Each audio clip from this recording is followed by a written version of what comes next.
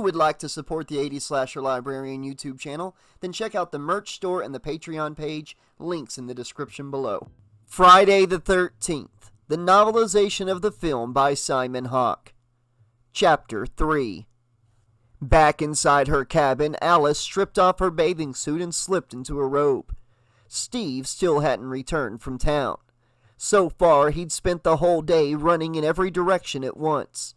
He seemed more concerned with how things were going for the camp than how things were going with them. "Give me a week," he'd said. She wondered if a week would actually change anything. What could happen in a week? Well, maybe a lot could happen in a week if they really had a chance to talk. But then they'd had a chance to talk last night and nothing had been settled. She looked around at the cabin, figuring she could take it for another week. It really wasn't all that bad, but she could think of lots of places she'd rather be. Maybe even California. But there were problems there as well. 2 men in her life. Both nice men, but both with their own agendas to consider. Neither of them was willing to give up his own interest for hers. But each expected her to give up her interest for his sake. She wondered if she wouldn't be better off forgetting about both of them. But it wasn't all that easy. Nice men were hard to find and relationships were complicated. She cared about them both. John and Steve were waiting for her to make a choice. The problem was she didn't know how to choose. She brushed her hair and went over to the dresser, taking out some fresh underwear, a t-shirt, a clean pair of jeans. The trouble was she wasn't sure what she really wanted. She didn't like the pressure. She couldn't think straight. Only one thing was clear. She wasn't about to settle down in the town of Crystal Lake. When Steve had spoken to her about the camp, he had talked about it as a piece of property that he had inherited, an investment, not as a business he actually planned to run himself. Nor did she expect to find herself drawn into it. She subsequently realized that Camp Crystal Lake was an albatross across Steve's neck. Somehow he seemed to feel that it was something he had to atone for. The camp had been his father's downfall. It had ruined him. There had been problems.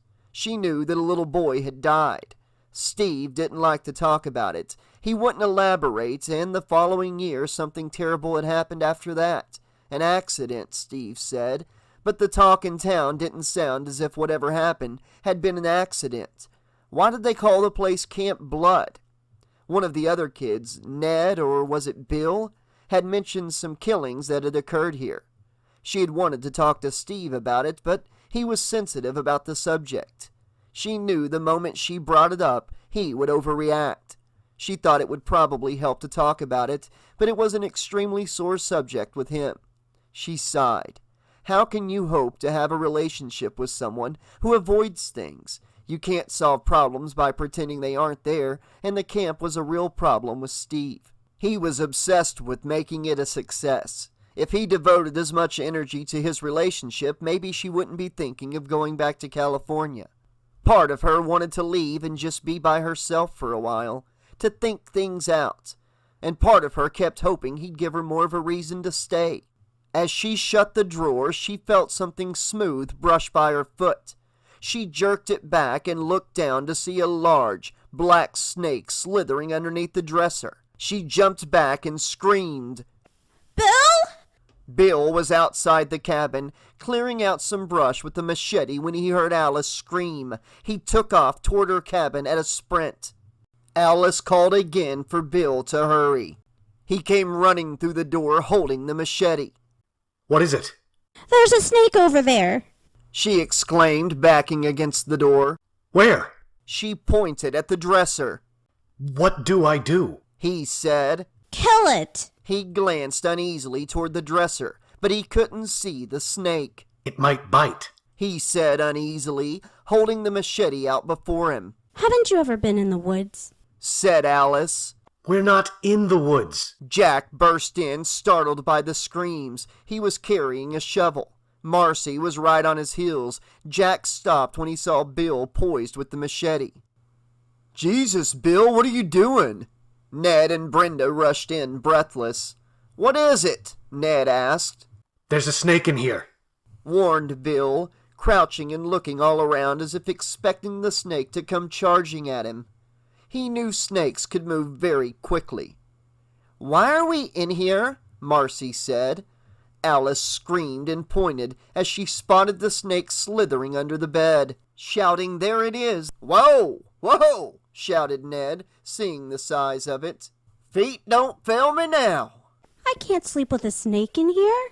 said Alice. Bill jumped on the bed, holding the machete up high, but he lost sight of the snake. "Nobody told us anything about snakes," said Brenda fearfully. Kill it! Alice said, holding on to Ned's arm. "You heard the lady," Ned said. I can't get it until it comes out. Said Bill, looking cautiously beneath the bed. Well, call him. Alice said. Bill gave her a wry look. How do you call a snake? Jack held up the shovel and worked his way around the bed. "I'll flush it out." He brought the shovel down and thrust it under the bed, and then jumped back, dropping the shovel and knocking over the nightstand. The girls screamed. They saw the snake's tail disappearing beneath the fallen nightstand, and both Jack and Bill jumped back like reluctant hunters stalking a dangerous prey. Brenda screamed out and clutched Marcy as the snake shot out from the nightstand and wiggled back towards the dresser. Jack swung a pillow at it, and the feathers flew as the seams on the pillow split. Bill hacked at the floor with his machete. I got it! I got it! Kill it! I got him! Thwack! The machete thunked onto the floor, chopping the head off the snake. Bill brought it down twice more for good measure. Is it dead? Whispered Alice, swallowing hard. "Either that or it's got a very short clone," said Ned. Alice made a sound of disgust. "Well," sighed Marcy, "at least we know what's for dinner." Brenda moaned with disgust, picking up a pillow and swinging it hard at Marcy's head as the girl ducked. Marcy! Said Alice. "How gross! Damn!" said Ned. Bill picked up the pieces of the snake with the machete and threw them out the door into the bushes.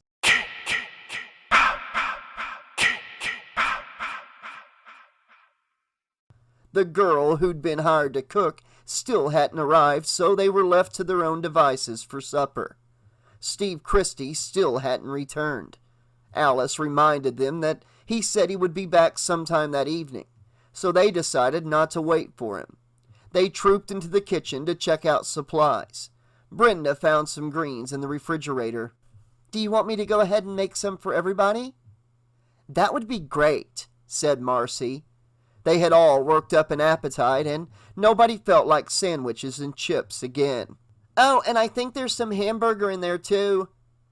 "Nothing for me, thank you," said Brenda, who was a vegetarian. She made a face at the thought of eating red meat. "But Marcy, there are some apples, though. You know how to make apple pie?" "Oh, sure," Marcy said. "No sweat." They heard the rumbling sound of a big motorcycle approaching. Brenda glanced out the window. "Uh-oh," she said. "Look who's coming." They went outside and watched Officer Dorf pulling up on his big Harley, having a little trouble steering it over the rutted dirt road. He looked like authority, incarnate, and his freshly pressed and sharply creased uniform, his spit-shine riding boots, his police helmet, leather gauntlets, and mirrored shades. He pulled up to the front of the cabin and dismounted, leaning the big Harley on its side stand and looking them over as only a cop looks people over as potential perpetrators. Ned chose that unfortunate moment to be Ned. He bounded out from behind the cabin shirtless and wearing an Indian headdress he had found among the camp supplies, part of a box full of Indian headbands, beads, and vests Steve had planned to use for teaching the campers Indian dances. Whooping like crazy horse descending upon Custer, Ned came out, prancing, doing his version of a rain dance, which looks something halfway between a man walking barefoot on hot rocks and Michael Jackson on catnip. Intent upon his performance, he didn't notice Dorf until he pranced right up to him and found himself staring at his own reflection in Dorf's mirrored shades. He came to a dead halt and gulped. "Oh, shit," Dorf took off his shades with a dramatic flourish. "All right," he said, giving Ned a strange look. "Who are you?" "Camp counselors," said Brenda. Nettie's just fooling around." Yeah, right," Ned added quickly. "I'm just fooling around." "Can it, coachies," said Dorf. "Steve Christie hire you people, right?" "That's right," Brenda replied. "And he's paying you for this?" Brenda nodded. "No, we're doing this for free, you dork," she thought. Jack came walking over to the Harley, checking it out. "Hey, nice bike." Dorf put his hands out, stopping Jack before he could get any closer. Dorf didn't like people touching his motorcycle. He used to have a sticker on the gas tank that said, "If you value your life as much as I value this bike, don't mess with it." But the sheriff made him take that sticker off. The sheriff was always making him take things off his bike. Once, Dorf had bought a special leather shotgun case that strapped to the front forks and had slipped a riot gun into it, but the sheriff made him take that off as well.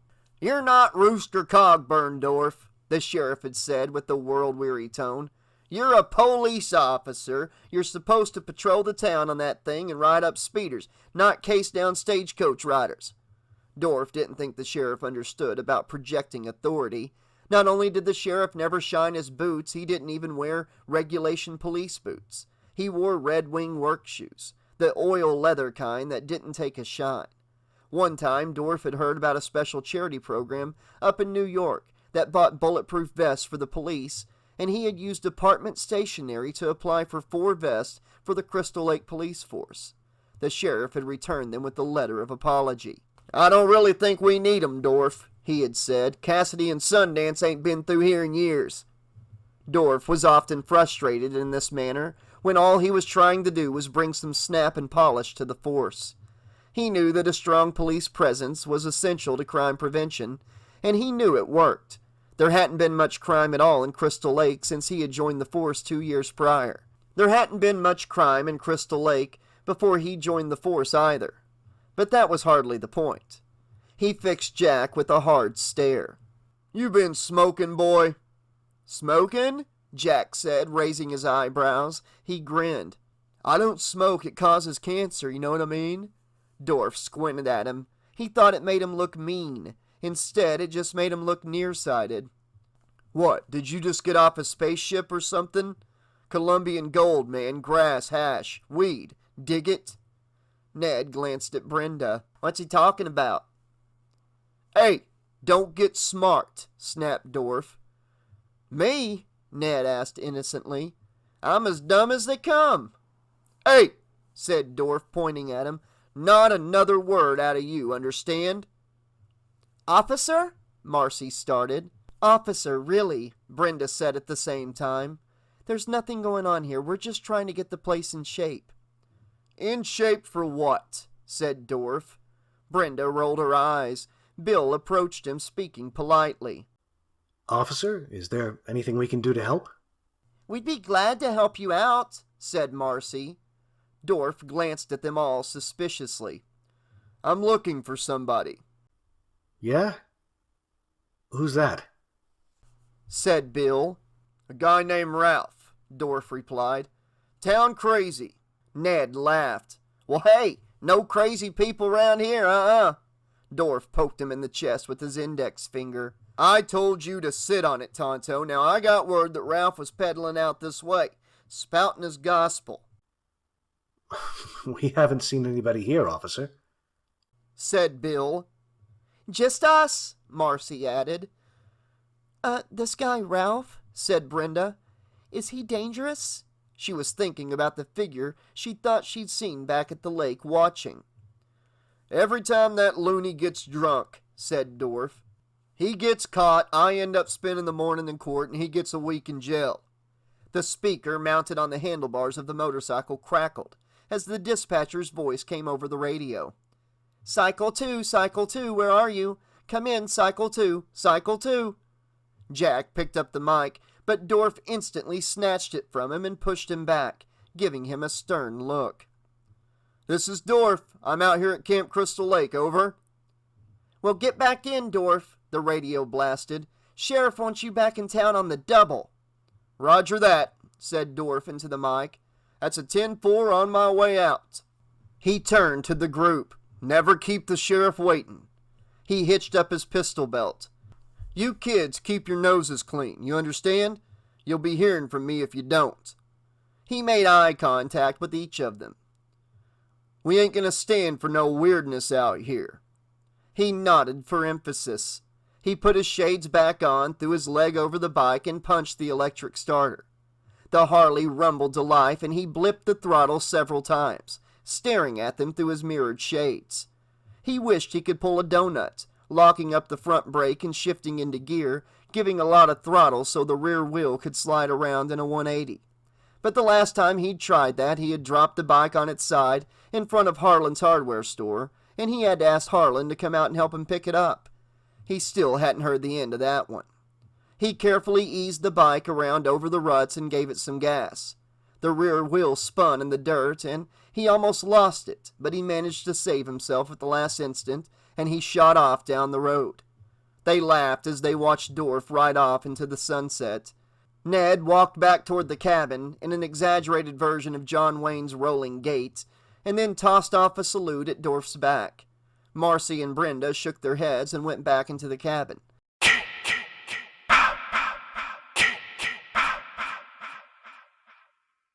Alice had missed the show. She had come in from the storage shed with the sack of pots and pans so they could start on dinner. She set them down on the table and went into the back room, the pantry. She opened the door and jumped back with a scream as Ralph stepped out, leering at her insanely. "I'm a messenger of God," he cried, coming at her with his hand raised. She backed up against the stove as Marcy and Ned came running in, hearing her scream. They pulled up short at the sight of Ralph standing like an animated scarecrow and staring wildly at them. "You're doomed if you stay here," Ralph said. "This place is cursed. Cursed. Ned and Marcy glanced at each other uneasily. It's got a death curse," Ralph said, his eyes wide. Who are you? Alice asked, staying well out of his reach. "What do you want?" said Marcy, moving behind Ned.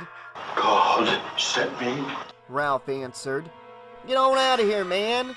Ned hoped he didn't sound as frightened as he felt. "I got to warn you." Ralph said, moving toward them. Ned sidled away from the door, giving him a clear path, and hoping he would take it. Ralph stared at each of them, his eyes bulging.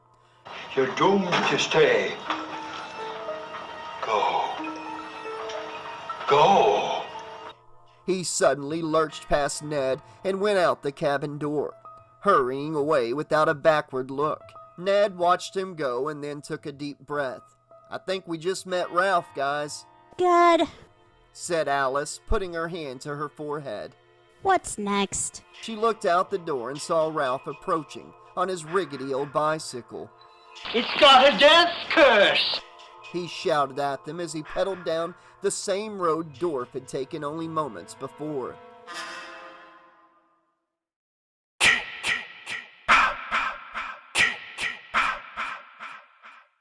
Okay, Slashaholics, you've just heard an early access upload from the Patreon page. On Patreon, you'll get early access to this book and others to be named in the future, all great slasher novels. All early access titles on Patreon will have weekly chapter uploads that premiere on Patreon 2 to 3 weeks before they make it to YouTube. So if you want to have early access to Friday the 13th by Simon Hawke, head on over to Patreon. Thank you all so much for listening. Hope you're enjoying this book so far. And as always, pleasant dreams! You are listening to the 80s Slasher Librarian. Keep listening, or I'll kill you.